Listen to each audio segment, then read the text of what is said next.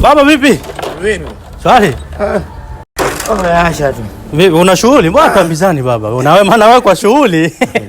Wewe kwa shughuli ujambo. Vipi tena na uko wapi ndugu yangu? Shughuli gani? Kwenye grupu upo? Hapa nishaweka stoko ya chakula, unga, maharage, chumvi, kila kitu.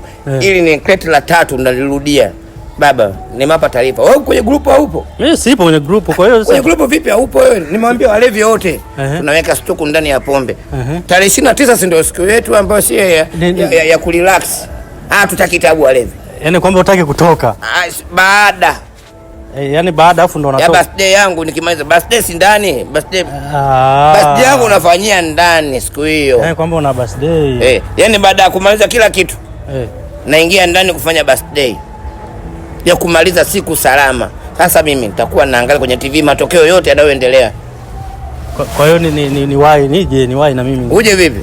Chukua vitu vyako mapema, weka ndani utulie tu. Kwani hawezi kulila bwana wewe? Sio kila siku utembee. Tarehe 29 tunatulia ndani walevi. Tutaki kitabu, tutaki sisi. Sema kitu kimoja tu. Matukio yote mimi naangalia ndani pale. Sasa mimi nitabidi tu nije maana kingamuzi mimi bwana si kimeisha. Hujalipia vibaya. Lipia kingamuzi wewe cha msingi na cha sekondari. Siku hiyo ndio siku yetu ya kuenjoy. Utulivu. Basi sawa. Amani. Kwa hiyo hapa sasa sisi ni watazamaji. Unajua mlevi ni mtazamaji? Mpenzi. Apenda kitabu. Tutaonana baadaye. Tutakutana. Kwa sasa mguu ulikuwa wako, shida zangu nimueleze nani? Au unarudi au niondoke? Allah.